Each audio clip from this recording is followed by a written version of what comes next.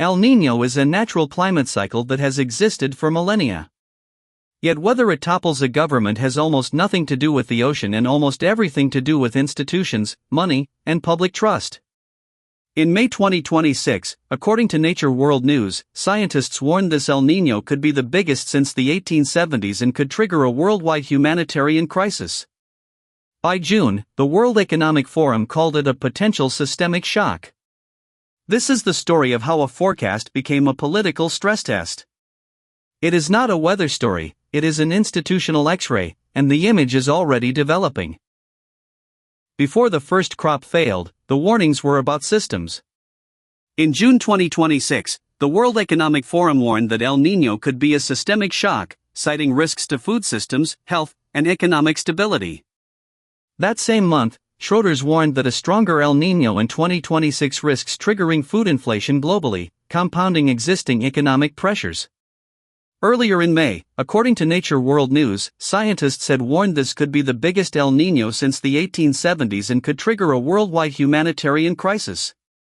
The word systemic matters. Food, health, and economic stability do not fail separately. The pressure did not arrive on a blank slate. It arrived on top of already fragile supply chains and already anxious voters. The forecast was not simply about warmer water. It was about which governments would face that water without enough cushion. When a climate cycle becomes a price signal, it stops being a science story and becomes a governing problem. In 2024, an Ipsos survey across multiple countries found climate change ranked 10th in importance among factors influencing voter decisions, far behind inflation, which was the top concern. That is the political valve. People worry about the planet in the abstract, but they vote with the price of groceries. That same year, about 4 billion people from more than 65 countries, responsible for 40% of global emissions, were expected to participate in national elections.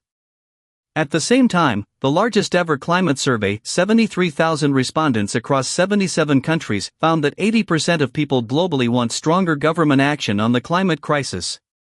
So the same public holds two signals at once: deep concern in surveys, intense price sensitivity in the booth. This gap is not hypocrisy.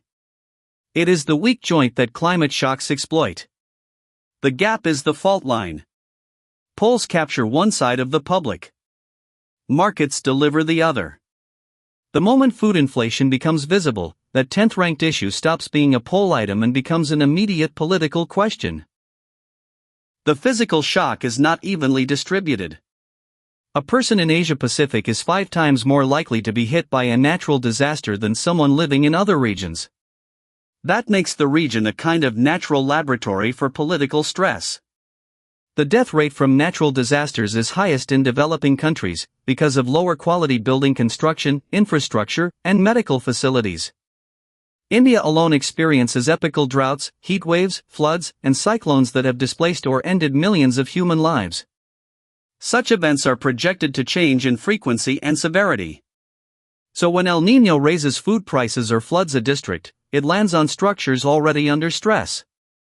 Global economic losses from extreme weather, climate, and water events have increased sevenfold from the 1970s to the 2010s, with direct losses from disasters averaging above $330 billion annually between 2015 and 2021. The hazard does not discriminate. The built environment does. That is why the same ocean temperature can be a policy problem in one country and a mass casualty event in another. When a roof collapses, it can take a constituency with it.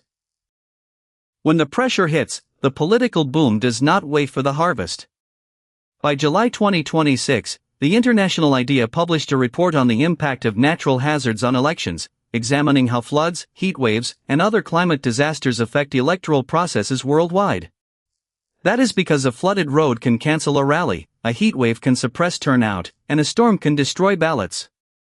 The electoral strain arrived alongside a broader shift. In 2026, a conservative wave swept through Latin America, with right-wing victories in Colombia, Costa Rica, and Peru, while far-right parties continued to gain ground in Europe.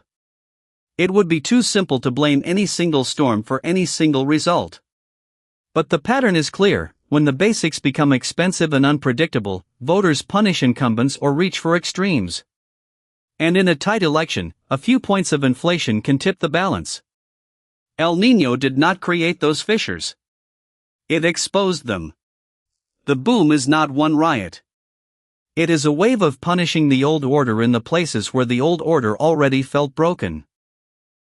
The political shock can produce riots, but it can also produce control. Since 2000, dictatorships have most often begun through democratic backsliding, not traditional military coups. That means a climate disaster can become an excuse before it becomes a policy. According to a 2018 academic study, most party-led dictatorships still hold popular elections. About two-thirds of these elections allow some opposition but are structured to heavily favor the incumbent regime. In Uganda's 2026 general election, incumbent President Yoweri Museveni won re-election amid protests over allegations of election fraud, leading to dozens of protester deaths and the abduction of main opposition candidate Bobi Wine. In Myanmar's 2026 general election, the vote was widely considered neither free nor fair, with the pro-military Union Solidarity and Development Party winning a supermajority of seats in both houses. El Salvador's longer history of coups, revolts, and authoritarian rulers shows that this pattern is older than any single climate event. In a crisis, the tools of participation become the tools of control. The disaster does not break the machine, it gives the machine cover. Peru offers the counter-proof. In August 2026, its economy minister projected the country could see economic growth of up to 4% in 2026 despite the ongoing El Niño. The difference is not geography. It is buffer. The same ocean pressure that weakens one government can be absorbed by another with stronger institutions, clearer legitimacy, and deeper public trust. The report on natural hazards and elections made the same point. Floods and heat waves are now an election administration problem, not just a humanitarian one. In some places, the aftermath is unrest, in others, it is a stronger grip on power. The decisive variable is rarely the size of the drought. It is whether courts, banks, food reserves, and ballot boxes keep functioning while the ground dries out. And the forecast does not tell you which one will happen. It tells you which one is already possible. A climate event is a test, the answers were written long before the storm. That is the real forecast. El Niño does not decide political outcomes. It reveals which systems were already too brittle to survive. El Niño is a natural cycle, the political wreckage is man-made. That is the contradiction at the center of the next forecast. The same drought that topples one government can be weathered by another, depending on institutional strength, economic buffers, and public trust. Elections in 2024 and 2026 prove that voters are not driven by climate concern alone, they are driven by price, fear, and legitimacy. The next El Niño forecast may therefore beat every election poll, not by calling the winner, but by revealing which political systems were already near collapse. The forward-looking question is not whether the ocean will warm.